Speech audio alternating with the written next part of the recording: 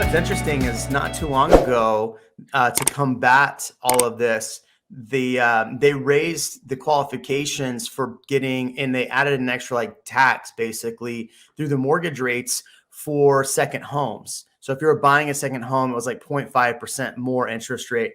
I wonder if they're going to start pulling that back. I mean, I don't know why banks would want to pull that back, but if we had this much inventory sitting, they might want to incentivize investors to buy again, don't you think?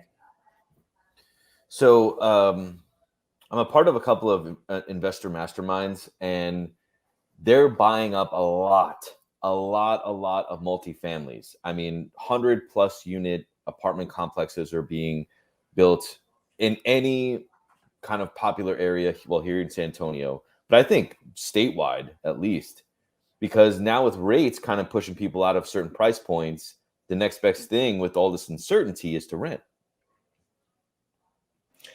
Well, it's interesting you brought up the rent, because I pulled the numbers for the Austin area like I do when I'm pulling numbers for, and in my video I put out yesterday, I talked about the rentals. So definitely watch that video, but we're actually seeing a decrease in the price of rentals month over month. Dude, same here.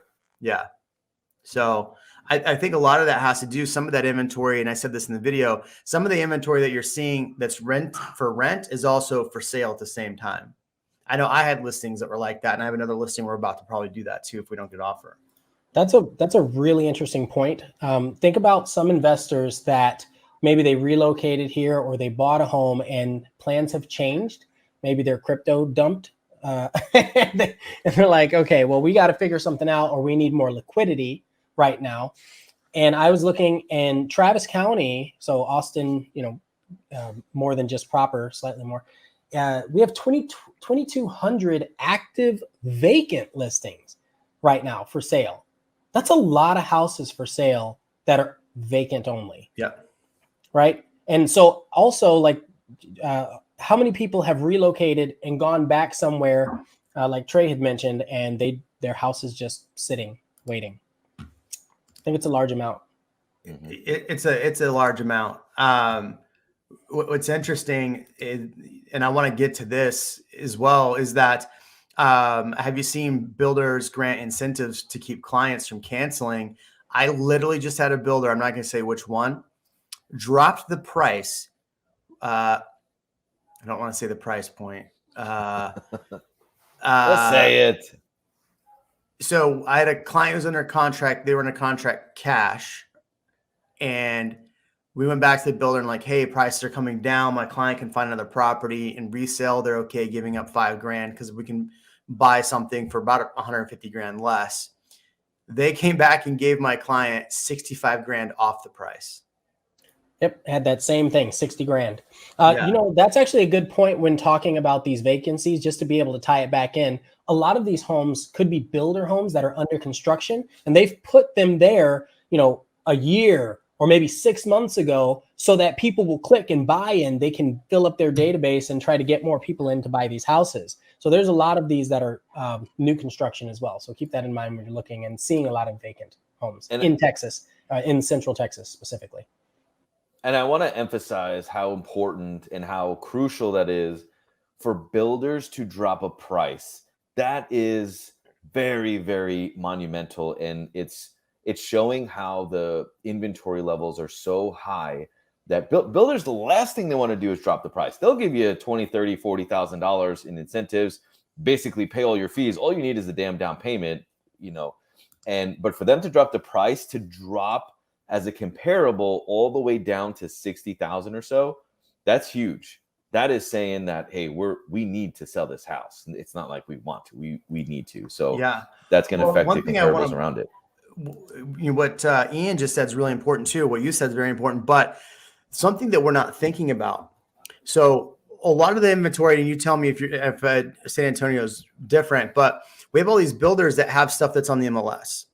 And that stuff that's on the MLS, if you or I were to take a client by there to go look at it, it's still probably in some construction phase. Like, let's say there's 10 construction phases, it's probably still in 7 or 8, right? It's not all the way to 10. It's like if you and I put a contract on it for a client, they're not closing 30 days like you would resale. Mm-hmm. But let me ask you this, and this is something we're not thinking about. So almost 11,000 homes on the market in our market. 30 something percent are new build. How many new builds are out there that are phantom inventory? And what I mean is they're inventory for the builder, but they're not inventory for the public yet. So why that might be also why we're seeing so many builders ready to drop prices, is because they have a lot of inventory that's not on the market. So what would be 11,000 units might be 13,000 units. And then, and I can go through it right now. There's a lot of new construction that's like, we've been waiting for a lot of these developments that are going to start building now. So that inventory is, potentially 12 months out as well. I'm actually going to add some complexity to that. There are builders that will only put 1 or 2 of their main selling homes on the MLS to save in listing fees. So they'll have 20 homes available that are ready to go. They'll have them on their website, but they won't put them on the MLS. Right. And so we'll have 2 of them on the MLS that contribute to our data. One might be under construction and the other might be ready to go. And then all the others, they'll hoard them so that you will call them or they can call you and not and try to cut out the realtor in some situations. To add to that, when you say that they have this like stowed away source of inventory for homes, that may be where they're saying they're dropping the price, but that is not true, because maybe they just don't know what the list price is. And they're just saying, hey, we're going to list it for, 700,000, but we'll just give you 60,000 off the price. But really they were going to sell it for, 630, whatever. And even more, some of these things, these don't apply to all builders. These don't apply to all circumstances. But so I'm going to say this with, take it with a grain of salt. But I was in a conversation with one of the builders, and they work kind of like the auto industry, where they have, let's say they have 10 homes. If one person ends up getting a hefty discount, let's say 20,000 off, and they didn't expect to do that, they might increase the rate for the next person or the next 5 people to make up that extra $10,000. Because at the end of the day, it's all about what they're profiting if they're a publicly traded company. So keep that in mind when you're negotiating. They might not have the margin, or they may have plenty of margin, but they might not be willing to use it for you. And that's going to be based on in-house financing. It's going to be based on so many factors. Your realtor? Well, yeah, because I've seen, like, I've gone into like Highland, and they're like, okay, we have all of these properties right here. And then like you look at it and they've redlined it on there, and it's $100,000 less, right? There's a neighborhood next to my house. So, but those homes, you're right, probably aren't on the MLS. The other thing to think about too, and you might see this as well, tell me if you've seen this, is that let's say I have a listing that the seller is kind of like looking at the market and they have a number in mind, but they don't want to put on the market because they don't want the days on market. So they're selling it off market.